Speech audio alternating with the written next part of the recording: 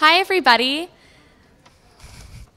Thanks for coming to the nonprofit panel this morning, especially our guests. And I'm just going to introduce them quickly, and then we're going to get started on the questions.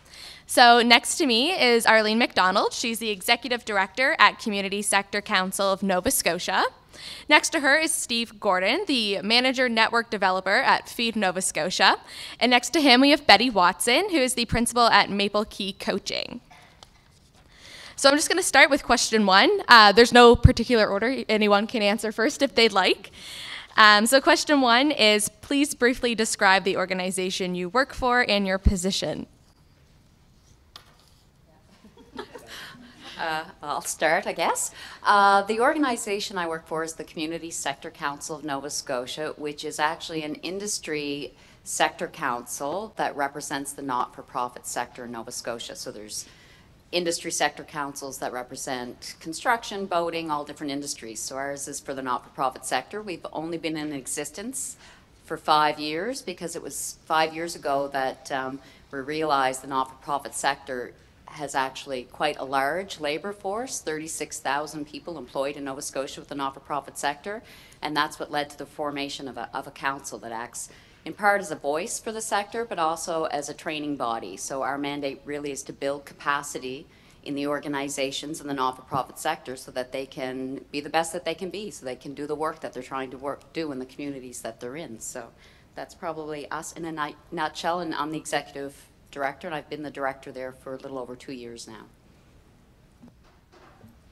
Awesome. I'm Steve Gordon. I work for Feed Nova Scotia. We have been in existence for 30-some years. Didn't start as Feed Nova Scotia, but started as a food bank, Metro Food Bank Society, and have grown to be, we're now a provincial association that supports 146 food banks, meal programs, shelters all across the province. Our mission is to feed those in need and reduce that need. But actually one of the things, and this is what I love about nonprofits too, in the moment our mission is currently changing. We're shifting that to, the statement isn't finalized, but to be more about increasing food security in the province through education, advocacy, and food distribution. My role is working with all those 146 organizations across the province to help them work collectively to tackle the complex problem that is food insecurity in our communities. Hi, good morning, everybody. My name is Betty Watson Borg, and although I was introduced as the principal for Maple Key Coaching and Leadership, I think probably most of my responses today will come from my 30-year career with the YMCA. And in 2015, I wrapped up a 30-year career with the YMCA in 6 or 7 different communities across Canada, and most recently as the president and CEO of the YMCA of Greater Halifax, Dartmouth. And so really the organization, the YMCA, has served communities across Canada and across the world, and in Canada for over 160 years, and really is an organization that's dedicated to the personal growth and development of all people, and including and in welcoming all people to help support them realize their potential. So that's a little bit about me, and I've continued my career in the nonprofit sector and some other interesting ways that might come out through our panel this morning. How did you come to work in nonprofit, and how has your education and experience led you to your current position? We asked each other this question when we met this morning. I never set out to work in the nonprofit world and sort of fell into it by accident. I'm lucky enough to come from a country, you can tell I'm not from here by the accent, so I'm lucky enough to come from a country where your secondary education is free.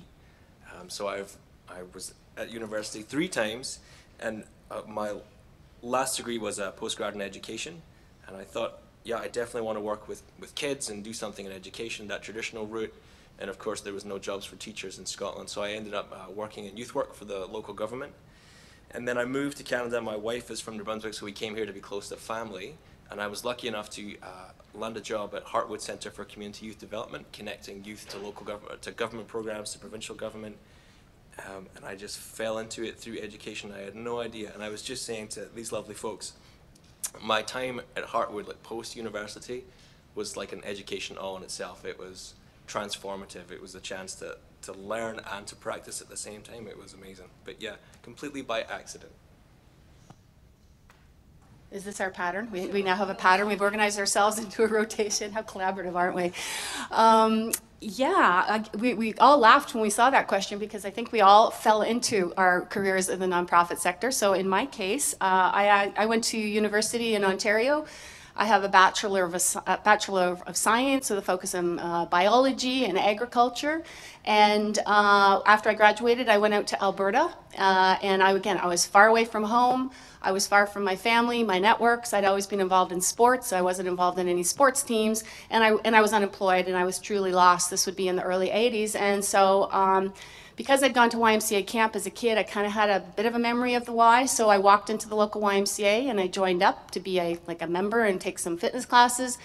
And probably the most pivotal thing that happened to me was that I took a course called Learn to be a YMCA Fitness Instructor, which I did, a very comprehensive education and skill and leadership course.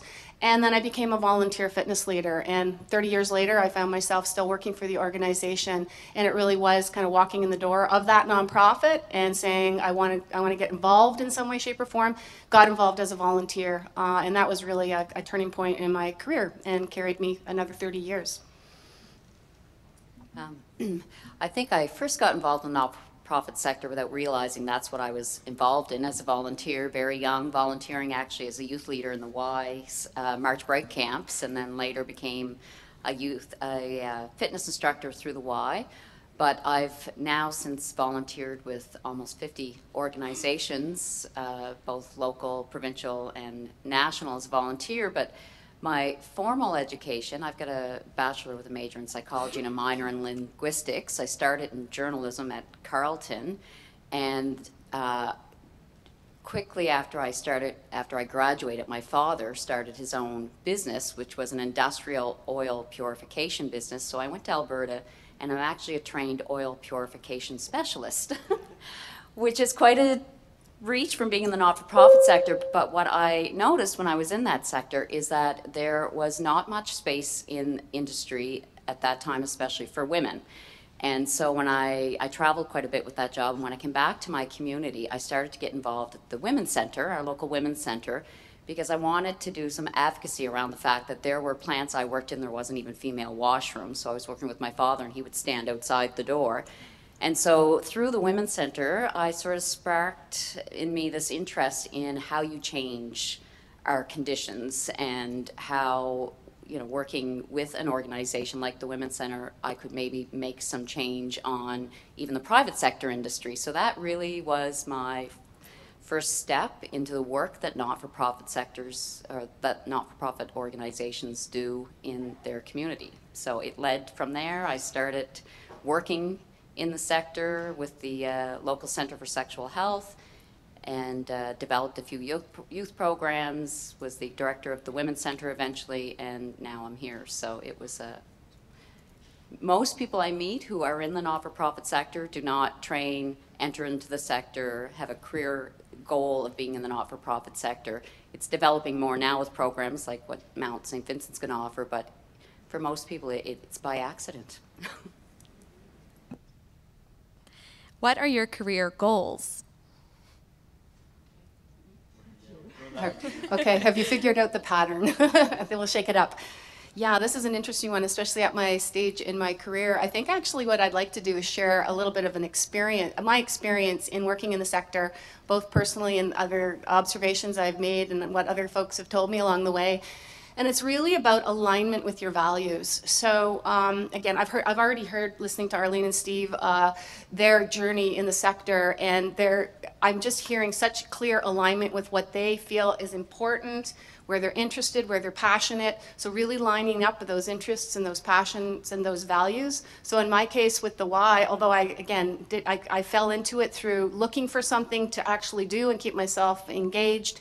And I lined up with the values of the organization, which was really about inclusion, supporting all people in their personal and professional growth and development. And that just really lined up with what I wasn't even aware of that at the time. But those things that are so important to you, that in many cases feel like they're not overt, they're not sometimes so clear to us, but it's when you feel it in your gut and you feel it in your heart that I am where I need to be, I'm where I want to be, and it just feels like there's resonance and I can move forward with that. So that would be kind of my experience with the career goal question is, and again, in the nonprofit sector, there are so many places to line your heart and your passion and your skills and your energy in the sector. So finding that nice match, it's again, really unlimited possibilities. I knew this was the question I'd probably struggle with the most out of all of them, because it's hard for me to separate my organizational goals, being the leader of that organization, from my personal career goals. I guess personally my career goals is just to continue to learn more and more about the sector and what it can do and how it intersects with other sectors. I don't really have a set career goal. For me, it seems to change every day. Something new comes across my desk and I'm like, oh, I'd love to know more about that. And I go off in that direction for a little bit and then I come back. And so really for me, my career goal is just to continue to support the sector and look for opportunities and to continue to work in this sector, because it really is a passion. The satisfaction rate for the employees in the not-for-profit sector is over 85%, higher than any other sector, and it's not compensation. It is that personal satisfaction, that feeling that you're doing something you should be doing, you're making a difference in your community. You touched on one of the most interesting things, I think, Arlene, about what we do. The fact that I was like you, I have a hard time separating the goals of the organization and the impact that we want to have with my own goals, but maybe that's because you get the chance to be so connected to the impact. I was thinking, if I was a teacher, what would my career goals be? Which would be, make it to a principal position or whatever it might be. But we're much more connected to the impact of our work, I think. So I'm torn between saying, yeah, I'd love to really make an impact at Feed Nova Scotia and in the community and do something huge around food security, and then personal goals, I don't know, maybe do like you folks are doing, step into more of a leadership position. But I think one of the amazing things about working in the nonprofit sector is, as much as it's let's go out and make change, it's being changed by the work that you do as well. Like, that has been huge for me. It's been really transformational. So, and you never know what that path that's going to take, how you're going to change or what you're going to step into next. So as much as I'd love to step into a leadership position, I'm open to whatever comes next, I think. What do you like about your work? What do you dislike about it? And what do you find the most challenging?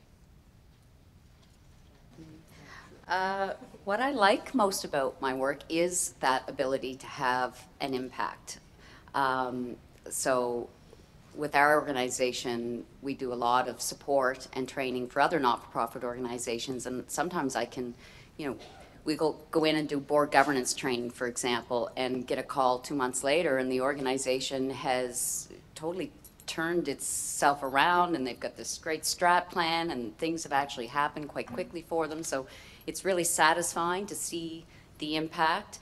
Our council's really focused right now on trying to elevate the credibility of the not-for-profit sector so that when we develop economic and social strategies in Nova Scotia, that the sector is sitting at the table making those decisions, not just afterwards having their hand out trying to get some of the funding that comes from those decisions. So for me, there's a lot of satisfaction in being able to engage at a more strategic level around, the changes we want to make in this province. What I don't like about it is that there's not a lot of financial security and stability, and it's important for people to realize that, I think, if you're thinking about this as an employment destination. For the organizations in the sector, just, because of the way funding comes to them, it tends to be in short-term installments instead of long-term commitments and things like that. So that is one of the things I don't like, especially as an employer. I never, from one year to the next, feel really secure that the people that are working for me are going to have their jobs next year and things like that. So that lack of stability is extremely frustrating, especially when you are trying to continue your work from one year to the other to strengthen the impact you're trying to have.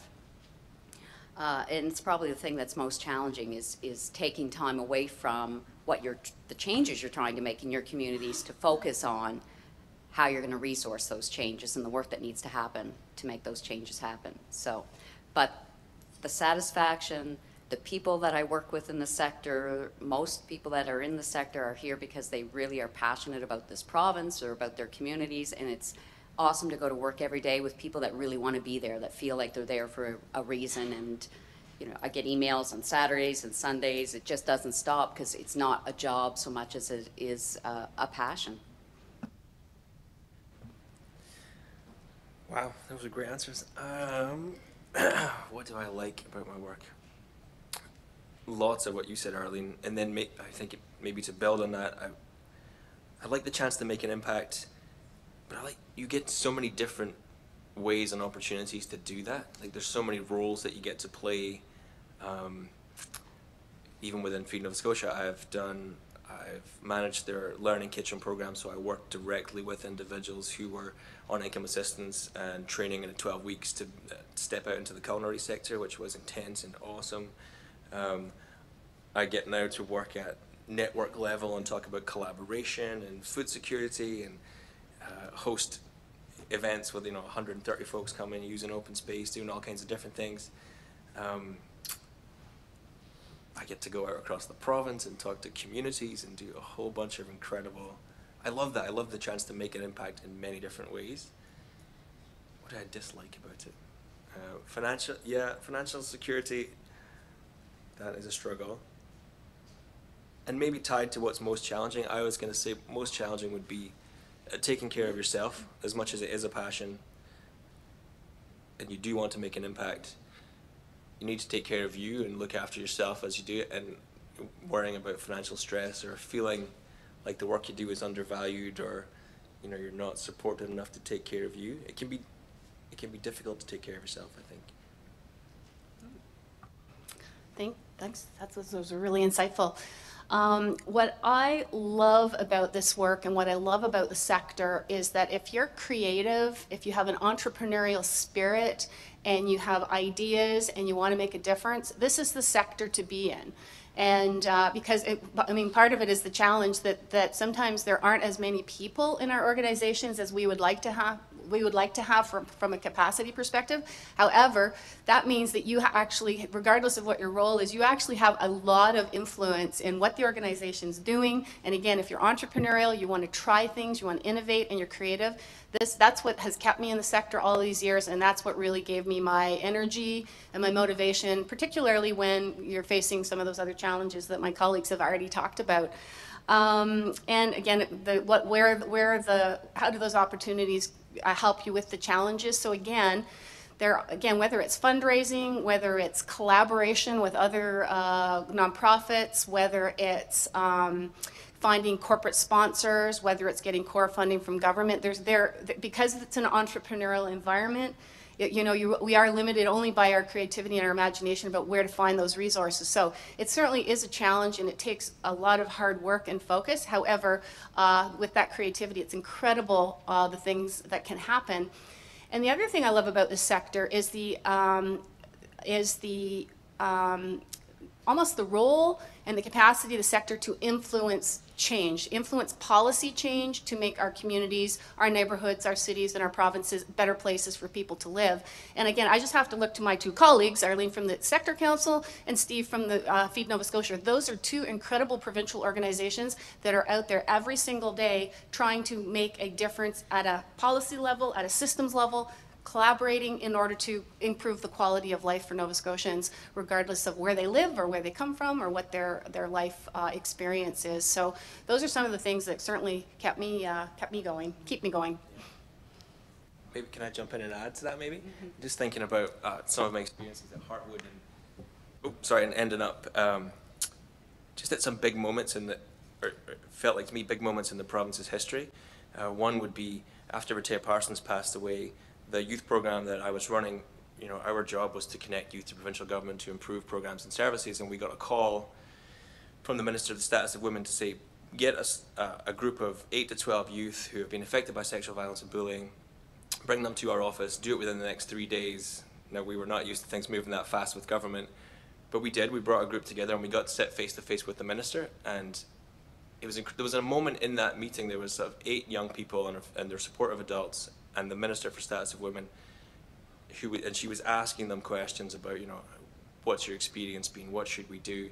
And one of the youth just sort of stopped her and said, look, we don't have big expectations. We know we're not leaving with your cell phone number. So she stopped the meeting, gave them her personal cell phone number and said, if you need to talk to me or if there's things that you remember after this, then you call me. Which is one of these incredible, as much as we were talking also at policy level, because the province's sexual violence strategy was youth were engaged in that from these meetings that we held.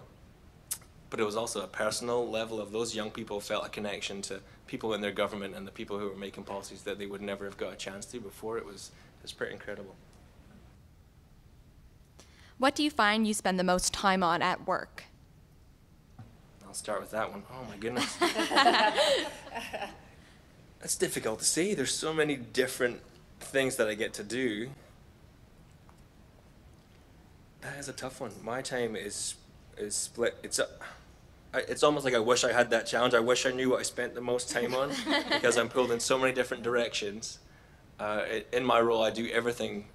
Like Betty was saying, you're only one of a few staff, so you get to do so many different things. But I do everything from when someone walks in the door on the Bedford Highway who's looking for food because they think we're a food bank right there and not a warehouse. I'll work with those folks to help them find food. I get to take calls like that as well.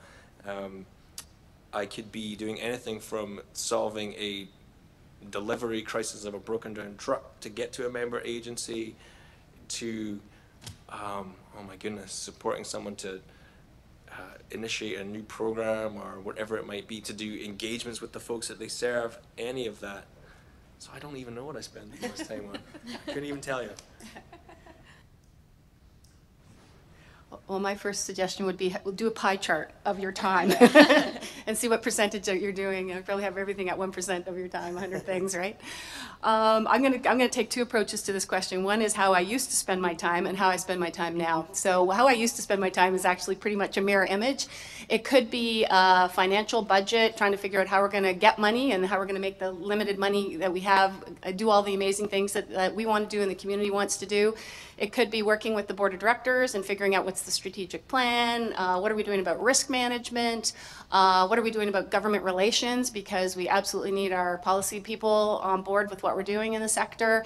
And it could be involved in crisis management. Maybe something has happened in a childcare, in a swimming pool, at a camp, in the fitness center that is directly going to impact the brand and the reputation of the organization. So all hands on deck to figure out what is our communication strategy and what are we going to do to support the people that have been involved in whatever that situation would be. So all to say, again, the good news about that, it's incredibly dynamic, it's energizing.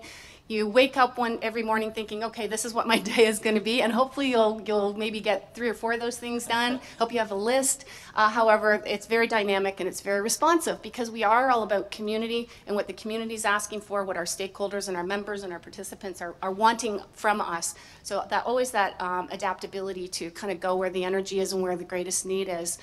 In the last couple of years since I wrapped up at the Y in 2015, have really moved into the area of coaching and facilitation, individuals, groups, and teams.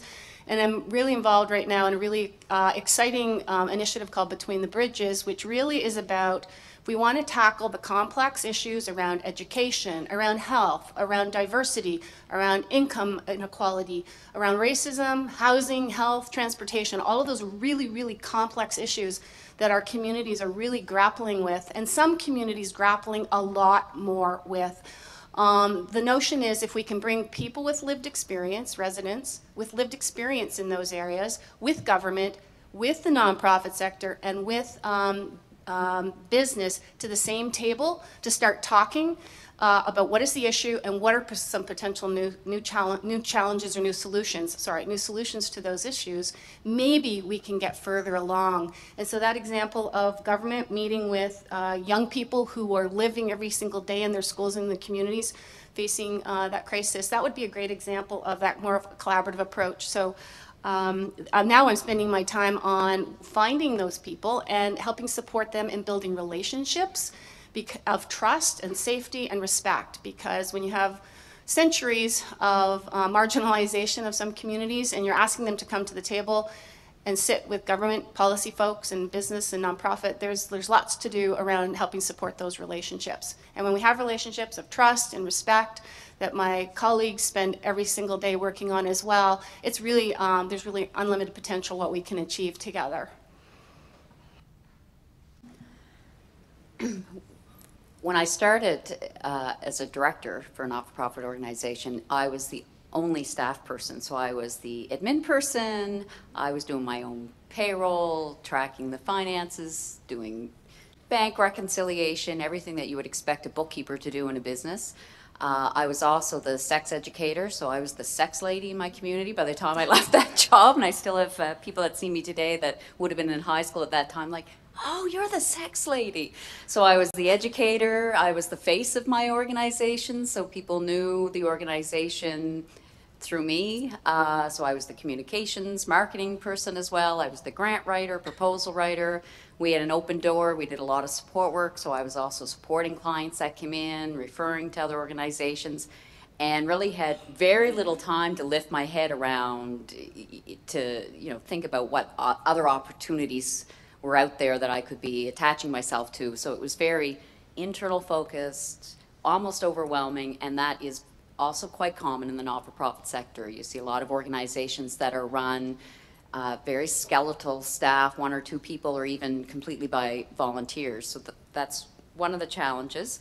Now in my position, there's, I've got more of a team around me, and I think what I do every day is I start with the best of intentions. I write a to-do list that by the end of the day is laughing at me. That's what I say all the time. My to-do list is laughing at me because I never get through it.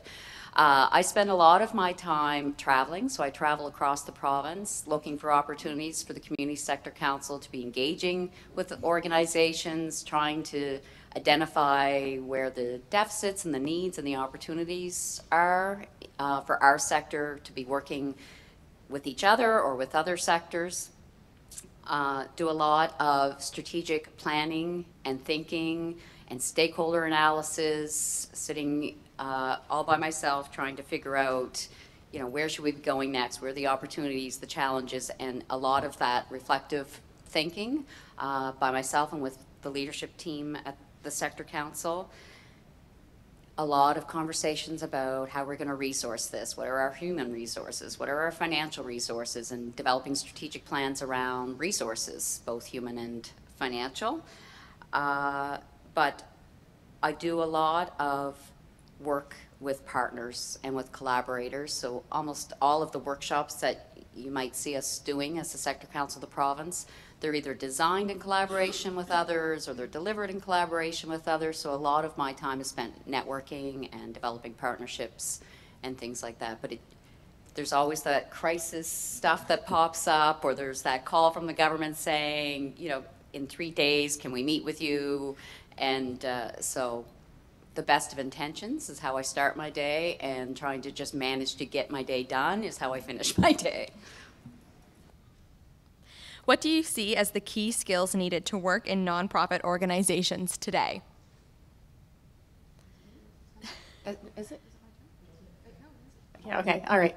Oh, that's a great question. As you've heard this morning, all 3 of us entered the sector without intention to be in the sector, and I guess all 3 of us weren't even aware of what the sector was when we actually entered it in our various circuitous ways. So actually what I'd like to say, I think there's a better way than the way that we've entered it, and this is where I really want to share my excitement with what Mount St. Vincent is doing after a lot of hard years of trying to figure out how to bring this professional level of accreditation to the profession. So because I have learned through 30 years of trial and error. And I've also learned through 30 years of networking with colleagues like are at this table to share our learnings and figure out what is what. However, there's an ocean of incredible research, best practices, information about how the nonprofit sector can run at a high-performing level with best practices and standards, and that's what this program is all about. So rather than going to your first board meeting as executive director or chief financial officer and going, oh my gosh, what am I going to do with these 15 volunteers from all these different sectors? What am I going to do, and how am I going to show up in the professional way I want to? Having that toolkit and that education of best practices and standards based on years and years and years of research is really, I think, one of the best ways someone can enter the nonprofit sector. Whether you're a program director, if you're coming in to do direct delivery of services, whether it's in food security or whether it's in the whole area of sexual health, whether it's environment, whether it's housing, you name it, whatever area you're interested in, having those best practices, education, information, research in your toolkit will only help you perform and succeed in the sector, and also will help your organization succeed as well. So again, I'm really excited to be here this morning to talk about that, and really feel very appreciative of Mount St. Vincent for their efforts to get the program to this incredibly high level of professionalism. Because that's what the sector is really needing, is that recognition for the professionals that we are and the incredible professional work we do every day. And again, the Sector Council is really designed to help the whole sector move forward with that new reputation and new brand. I think traditionally, people that came into the sector, they were attracted by the cause that they wanted to work on. They were, interested in food security or fitness or women's rights. And so I think traditionally we have this perception in the not-for-profit sector that we are people, we're, bleeding hearts that just believe in a cause, and we're constantly lobbying and advocating and using those types of skills. But the reality is that the sector has the same technical and professional requirements as the private sector, as the business sector. We need accountants and bookkeepers and project managers and, leaders that know how to be leaders. So all of those skill sets that you would use for any other sector, those are the skills that are needed in the not-for-profit sector as well. And managing those volunteers, that there's over 400,000 people in Nova Scotia that volunteer in the not-for-profit sector. Managing volunteers, managing staff, all of those things, that HR management skill set is also important if you're thinking of a leadership level in the sector. But the type of person, I think, that you might want to think what your personal skill sets are as you enter the sector. I think being flexible, being non-judgmental. There's no denying that the problems and the issues that the not-for-profit organizations and communities are trying to address are more and more complex than they've ever been. So being open and flexible to how what you think might be the best approach changes as you become more informed and you start listening to those first voices and you start talking to other partners. It's really important. I've definitely worked with people who are very closed to change and very sort of straight and narrow around their approach to things, and those type of people don't succeed and don't do as well in the not-for-profit sector, because the nature of the communities that we're trying to work with and the people that we're trying to work with, it's just not linear. It doesn't work that way. I think that it's really important to have a good understanding of how not-for-profits work, so how a board works and what their role in an organization is, what are the key competencies required to run a good organization. So volunteering in the sector, volunteering on a board. If you're thinking about entering the sector, that gives you a really good foundation. You have a really good idea of what you're getting into, and having an understanding of what that looks like when it's running well. So it's not a bad experience not a bad idea to look around in your community, see those organizations, not-for-profits that seem to be really visible, making a lot of change happen, and getting involved in those, and as well getting involved in the small little ones and seeing firsthand what are their struggles and maybe what you can contribute at both levels. So my suggestion would be, as you're taking your formal education, if that's what you're going to do in nonprofit leadership, to also get involved as a volunteer at the same time. I think all I could add to that would be the sector itself is really, it's innovative and it's interesting, like almost as much, maybe this, I don't think this is an exaggeration, but almost as much as the tech sector when you look at the world of design thinking. We're using elements of design thinking in the work that we do, or agile, like all those approaches, and we have the flexibility within our organizations to be able to be innovative and change the way that we work and try interesting things, to prototype and fail and try again. Like, we get to do all that, and that is really exciting. In terms of skills, Betty said it earlier, entrepreneurship, creativity, those are really important. But I think the biggest skill that probably none of the three of us knew that we had or would learn as we stepped into it is your ability to handle complexity and to work with ambiguity, which is probably something that is really, as our society progresses, one of the most important skills that we need in life, because things are more complex and ambiguous, and being able to not be judgmental in the face of that. When you look at the state of the world today, even just of how divided the world is, like, the work that we do is not about dividing communities, it's about having the skills to bring people together and improve our communities. And that is difficult and complex, and you don't get easy quick wins all the time, and so the ability to do that, I think, is a skill that you will learn as you go into it, but it's a really life enriching skill. Like, at home it's enriching, you know, and in your neighborhood it's enriching as well as in your work. Can you tell us about the types of jobs that might be available for students considering a career with your company?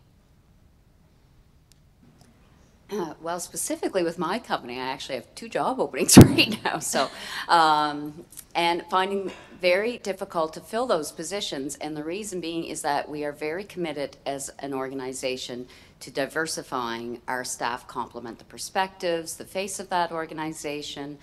We, I think, are selling ourselves short by not having that diversity of perspectives and people in our organization. So, and that is an issue across the sector, the lack of diversity in the sector. So I've gone, for example, out 3 times to try and hire a northern convener in the northern region of Nova Scotia, and we'll be going out again advertising that position. So there's definitely job opportunities in the not-for-profit sector. I find there's a lot of word of mouth in our sector, so there's a lot of people that shift from one organization to another because their reputation gets known and they're being poached. I lost my last provincial person because somebody else grabbed her from me. So there's a lot of that happens in the sector. The job opportunities tend, from what I've seen, to be at a project management level and up. I find some of the entry-level positions are not as readily available. That's just what I'm seeing in the organizations that we're talking to that are actually looking for staff and struggling with filling those positions. It's also the same in our sector as it is in every other sector, in that it's an aging population, so a lot of the leadership level is set to retire in the next few years. Our sector is also one that values that combination of education and experience because of the nature of the work that you're doing and the experience you almost need to have with working with clients and stuff like that to be at a leadership and management level in the sector. There seems to be more and more availability in the sector for jobs that are related to technology and communications and those sort of innovative digital PR. That field seems to have more openings in it right now than, for example, the bookkeeping or support workers or those types of jobs. But I'm looking for a northern regional convener, and I'm also looking for an operations assistant. I mean, it all depends on the organization, what's out there, but Feed Nova Scotia alone is an interesting example because you have positions that are everything from logistics, transportation, office management, fundraising, development, network building, direct programming with folks. There's just a wealth of different skills that are needed. And there's always, for ways to get involved with us, we're always looking for summer students and folks at Christmas time, just as a taster of what we kind of do. So look out for those opportunities, and also to volunteer. I mean, you heard both these folks say they volunteered and then found their feet and found their way in. There's always volunteer opportunities with us, and it's a great way to come and try out the different pieces of work that we do, and build your connections. I think you mentioned folks getting poached.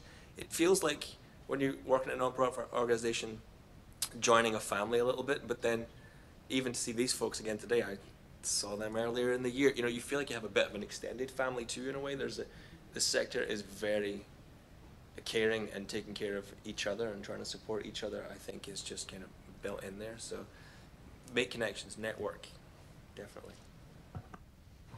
Yeah, my thoughts would be whatever type of work you could do in the private sector, you can do it in the nonprofit sector. And so my colleagues have shared some of the list, but if you're interested in human resources, it's huge, because the voluntary sector, over 70% of our resources go towards our people, supporting our professional staff and our volunteers. If you're interested in communications, marketing, public relations, and again, with the advent of social media, a huge, huge, huge area of growth and development. Government relations and policy level work, if that's something you're interested in, it's there. And the whole frontline delivery of service. I mean, ultimately, the majority of nonprofits offer some kind of a service or a program. So they're frontline in their communities, trying to provide offerings for their constituents. So if that's what you're interested in, again, the range, whether it's education, whether it's literacy, whether it's environment, whether it's sports, arts, culture, advocacy, you name it. Anything that's out there in our world today, the nonprofit has an opportunity for you. And I'll just add that because the sector, by and large, is under-resourced, very rarely do you have the luxury of just entering into your job and sticking straight to just your job description, because not-for-profits do run like a family, where you are quite often asked to lend a hand to somebody else within your organization, or even within another organization. So although you may be the bookkeeper, and I've definitely had this experience, especially when I was at the Women's Center, our bookkeeper, actually we trained to help co-facilitate our March break camps. So you know, there's a lot of that cross-education that happens within not-for-profits, just so that they can get the work done with whoever, you know, whatever hands are available to be on deck. That's a great learning experience, and it's a great way to expand your skill set through experiential learning, and that's quite a common experience in the not-for-profit sector. So I'll just add that as far as job opportunities. What advice could you share with a student at the start of their career? I think the biggest advice, I know we'll probably say all sorts, but the biggest piece of advice I have is sort of be prepared to be changed, be prepared to be challenged, and to grow as a human being. And I'll share my aha moment with you. I mean, it's wonderful, because what other sector could I be in where I can move countries and find this incredible work?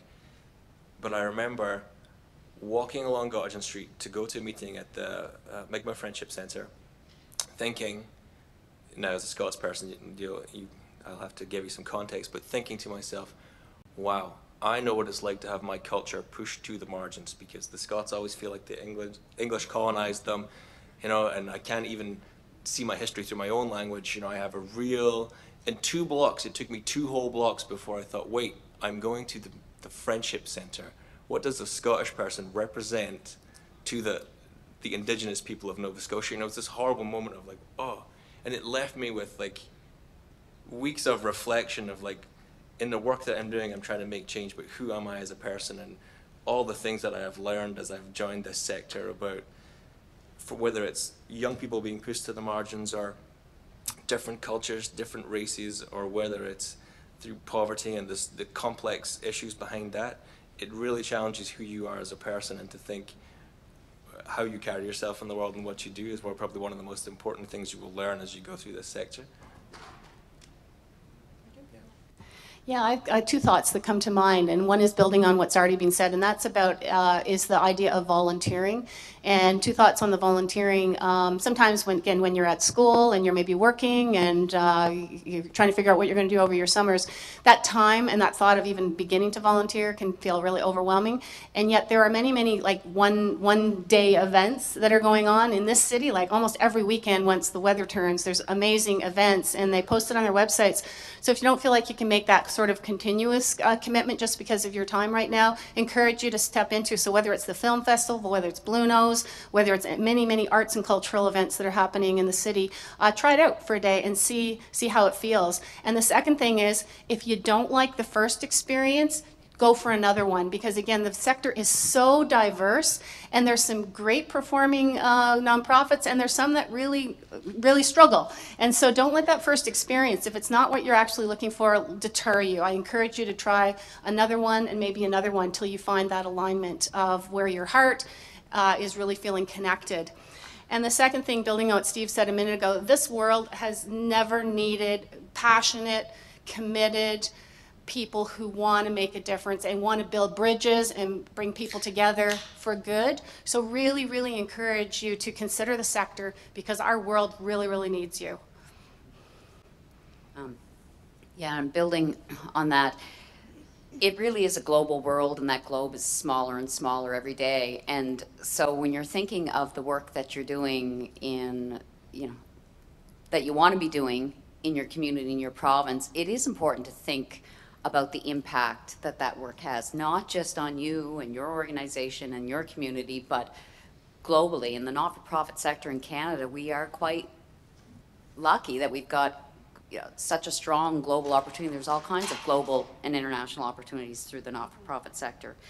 And it is important to think when you go into the not-for-profit that you're just a piece. Really, the sector's trying to have an impact on all those issues in our province that we'd like to see the needle move on, whether it's our economic development or it's our poverty or our homelessness, all those things, and a realization that the not-for-profit sector can't do it by themselves. They need to work with government, they need to work with educators, they need to work with the private sector to make all those things happen. So one of my words of advice, if you're thinking about entering the sector, is to sort of think big picture and narrow it down. The other thing is that volunteering, getting your feet wet, knowing what you're getting into before you make that final decision. There's a lot of movement in and out of the sector, so it's not like you come in, you find a job or opportunity. For a while there, I thought I was training ground for the District Health Authority. Everybody I seemed to hire and train within 2 years was gone to the Health Authority, so there is a lot of crossover. It's not like, this is a final destination. The work that we do in this sector really lends itself to any sector. A bookkeeper in the not-for-profit sector is going to do fine as a bookkeeper in the private sector, for example. So it's important to realize that there is this crossover that happens. Yeah, so I would say that getting involved, thinking globally, getting your feet wet first, it's probably all really important things to consider as you're entering the sector. All right, so that's all I have for questions. Is there anybody in the audience who has questions? Yeah. Hi, thank you so much for the time you here today. My question was related to uncertainty, life, business, especially nonprofit, I guess, because you don't know where your funding is coming from. How do you deal with, plan for, and conquer uncertainty for both yourselves and your stakeholders? They're both looking at me because that's my job, I guess. So for me personally, I try and do all that strategic planning, have the best picture I think I can have going from one fiscal year to the next. And our role of the sector council is to talk to donors and funders and government and stuff about the need to fund beyond single year contracts so that there is that stability. As a workforce, we tend to attract more youth than the other workforces. We have a higher education rate in Nova Scotia in our not-for-profit sector compared to the national average. Most people at the leadership level in the not-for-profit sector have 2 or more degrees. So it's hard to imagine entering a job position with 2 degrees in your pocket that you're not going to be secured 1 year to the next as far as what your job is. But people know that going in, and so they're dedicated to the cause. We do as much as possible. I mean, there is some stability. So organizations that have been around a long time, they do have some sense of how they get this happening every year. But our role at the sector council is to try and improve that, and to try and talk to funders and donors about investing at an HR level, at that human resource operational level, not just at the cause. So of course, you see lots of donors that make decisions about whether they're going to donate to different not-for-profits based on the percentage they spend on administration. So the lower the percentage, the better the investment. The reality is that's not true. If you've got a not-for-profit that's spending so little on the skill development and the operations of their organization, they've almost set themselves up to eventually fail. There needs to be that investment in the attraction and retention of talent and the skill development, professional development of the staff and the volunteers, so that organization can continue to grow, have their heads lifted, take advantage of the opportunities. So for me, it's just like I'm in this because I really am, an idealist at heart who believes that the world will change and maybe I'll have some little piece in changing that. I think that's what keeps me and others committed despite the job insecurity. But we are, as a sector council, trying and change that culture within the not-for-profit sector. And I think as much as there's uncertainty, I've worked in a lot of other sectors before the non-profit sector, from agriculture, food service to finance, and I'll maybe be a little bit controversial and say that it's just visible uncertainty in this sector. Like when I was in finance, downsized 3 times and lost jobs, you felt like you had certainty that wasn't actually there, whereas in our sector, it's there, and people are working to get that for you, which I think is good, and it helps you to learn to deal with that uncertainty, which I think is also really important. Yeah, I love that, the transparency in the sector, and then the transparency in the sector about the limited resources. It's part and parcel, so you start to build your resiliency about that. And 2 other things I'd add. One is that, your key sources of revenue in the sector are, one would be fee for services, so you're charging program services, and there's a lot more social enterprise starting to happen. The second thing would be public sector contracts, where you're engaging with government to deliver the services that government wants delivered on their behalf. And then the third would be charitable donations, which could be individuals, it could be foundations. So the fact that there's diversified funding in most cases actually is helpful. It's not just one source that we're trying to work with.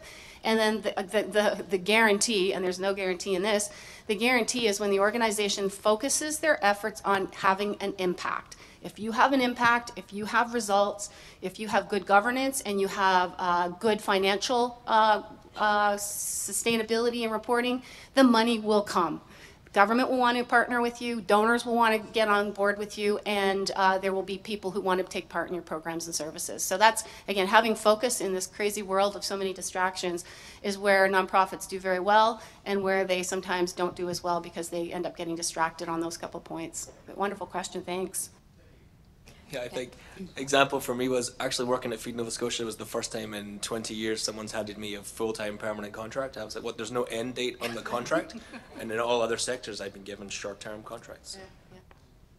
Yeah, and I will add that the sector is becoming more entrepreneurial, and, they are realizing that sole dependence on one major fundraising event or one major donor or one government contract is not serving them well. So diversification of funding sustainability and financial resources is a thing now in the sector. And I know for us at the Sector Council, 1/3 of our funding comes from our own activities. So we've generated and raised that money ourselves, mostly through fee for services and our own social enterprise. And that's becoming more and more of a practice, and it actually is best practice to have a diversified funding base. So, Anybody else?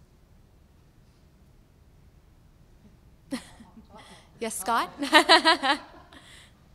see the future of Nova Scotia, Canada, and the world? Young people look to get integrated, graduate in a couple of years.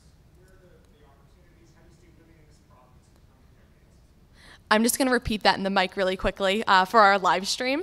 So how do you see the future of Nova Scotia for the young people? In Canada and the world. Okay, thank you.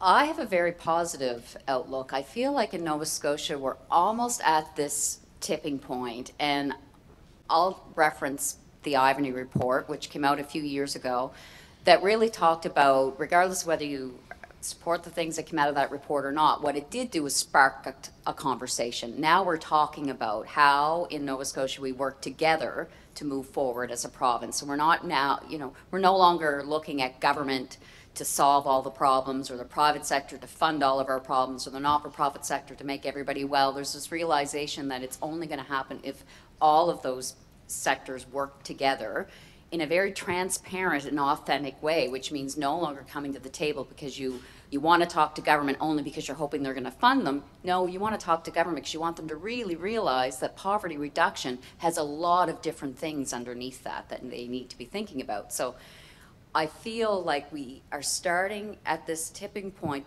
that's actually going to move us in a direction that's going to have some change happen in Nova Scotia. And I'm starting to actually see some of that. I've never experienced the type of consultation that I have had in the last 4 or 5 years with government. Very authentic, transparent. This is the issue. What do you think we can do? Like Steve said, around the sexual assault strategy work, they consulted. I was at a women's center at that time. They consulted with women's centers, and now there's an actual strategy that has some meat to it that's making some difference in communities under that strategy for, people that are dealing with sexual violence. So I find that Nova Scotia is almost a leader in that in Canada. In fact, there's sector councils like ours and other places in the province that are really interested in how we're doing what we're doing in Nova Scotia. I think part of the advantage is we have a small community, so we do all know each other. You can get to know the people that are in your government and things like that a lot easier than if you're in Alberta, for example. I think in Canada, under this current government, there is a sense that the social issues do relate and have an impact on the economic issues in the country, and that we're starting to look at that development through an intersectoral lens. So I think that globally, Canada is being looked at as maybe a country that might be able to do some things around their population and their economic prosperity and stuff, not by just taking pure economic strategies and policies, but also by looking at the social implications of that. And I think it's even more glaringly obvious that Canada's doing that when you look at what's happening in the States and how it's really moving the opposite direction, where there's, everything's a very pure economic goal and impact behind most of what we're hearing. So I think that, and this whole intersection between economic and social development is definitely not Canada unique. So for example, we're involved with a business who in South Africa, the government there has legislated that the for-profit sector has to donate or has to invest a certain percentage of their profits back into their community. So the government has legislated basically a transfer of dollars from the private sector to the not-for-profit sector, and it's a Nova Scotia-based company who's developed a platform that is going to allow the South African government to actually make that happen. So that's and India's looking at doing the same thing. It's a global trend to connect, almost take from that what we would call the 1%, I guess, and the realization that it's going to be the spreading and sharing of wealth, and the not-for-profit sector stepping up and engaging in economic, not just social strategies that's going to make a change. So I think we're modeling that in Nova Scotia and in Canada. So this might be my own idealism coming to the forefront, but I think it's more of a positive than a negative outlook. Yeah, that's a big question, Scott. I'm an optimist at heart, and at the same time, having worked in Nova Scotia, intentionally coming to Nova Scotia for the quality of life in my profession, I've been here for 18 years, and up until literally the last 4 or 5 years, that no in Nova Scotia was ever present everywhere you went. And it was very discouraging, especially when you're in the sector and you're trying to do good and you're trying to support public benefit. However, I do believe, I would concur with Arlene in my experience, is that with the Ivany report, there has been a significant shift in terms of we need to work together, we have to collaborate, we have to bring all the sectors together. And the other aspect about Nova Scotia is, again, there are amazing people in this province, and I have a feeling there's amazing people in this room who are optimistic, have creativity and innovation, that want to make a difference. That's not everyone. So my experience is finding the people, of which I have the benefit of sitting beside two of them here at the table, is finding the people in Nova Scotia who are all about, let's make this province healthy, sustainable, a place where people can live and thrive and raise their families and all of those sorts of good things. That's not everyone, so it's finding those communities and then coming together. So, and again, Nova Scotia, I've lived across Canada. Nova Scotia has incredible richness and assets and quality of life in both Canada and then globally. And I am curious to know who that company is that's doing that, because that's a very interesting insight. So, big question, Scott. Hopefully that sort of addressed my perspectives on it. Yeah, huge question. I don't know if I have too much more to add. Excuse me, I definitely think the world is at a tipping point, like Arlene said, that here and in the world, that things are changing. There's definitely a shift in the economy, a shift in our social strategies. There are all kinds of social enterprises beginning, or all kinds of new ways of looking at the economy and new ways of working. And I'm involved in seeing some of those things happen, which are really exciting at many different levels. And I think Canada has a really unique opportunity. This province has a unique opportunity, I think, in terms of, there's a piece of as much as we look forward to the future, there's a piece of your history that's also important as you take that forward. And like truth and reconciliation with Indigenous communities is a huge opportunity, there's so much to learn for us to come together and to do that piece. And there are many organizations in this sector who are beginning to do that and are working on truth and reconciliation. I think that's going to have a massive effect on where this province goes, and to be part of something like that is a huge opportunity. And yeah, I think 10, 15 years, there are people who are willing to really make the difference in this province, and we've good things ahead of us, I think. Anyone else? All right, is there anything that you guys want to add to our panel? Anything that we haven't discussed that you would like to say? I just think that the not-for-profit sector, it really is a great opportunity for those people that are innovative thinkers, that are maybe think outside of our traditional sort of capitalist constraints. They think about, if you think about government not as this legislator regulator, but as a partner in community development, and if you think about business as a contributor to the economy, not just in that they sell goods and services, but that they actually employ people and contribute to the landscape of their downtowns and their communities and things like that. If you're the type of person that thinks more from a systems approach when you think about social and economic issues, then this is probably the sector you're going to be the most attracted to.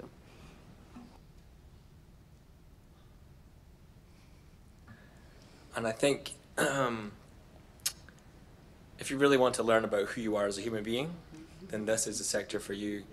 And you can go into this work, and we're all working with very different aspects that are all interconnected, but poverty is kind of hidden in Nova Scotia, racism is hidden in Nova Scotia.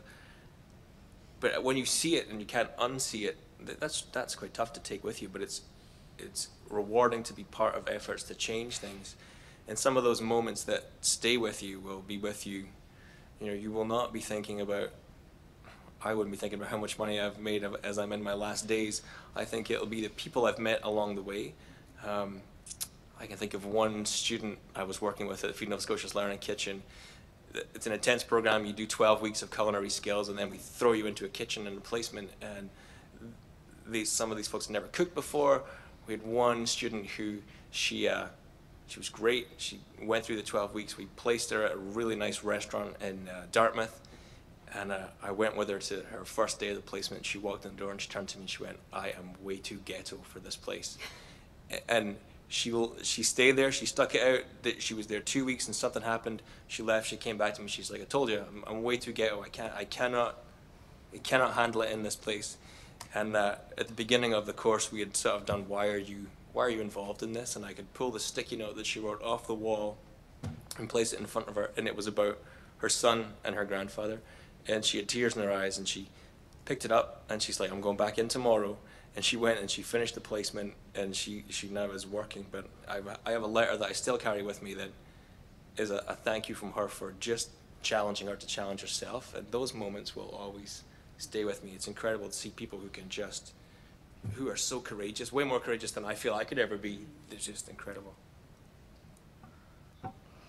I guess my closing thoughts are, regardless if you decide to go down the path of getting involved as a professional staff or a volunteer, this world absolutely needs you. So I hope you'll continue to keep that in your hearts and your minds as a consideration, whether it's when you graduate or whether it's later on in life. The world needs you and the sector needs you in some way, shape, or form. So hopefully you'll be able to join us. Thanks. Awesome. Thank you guys so much for coming. And everything you said was very insightful. I know I'm going to take it with me. I hope everybody else who came to the panel does as well. So thank you so much.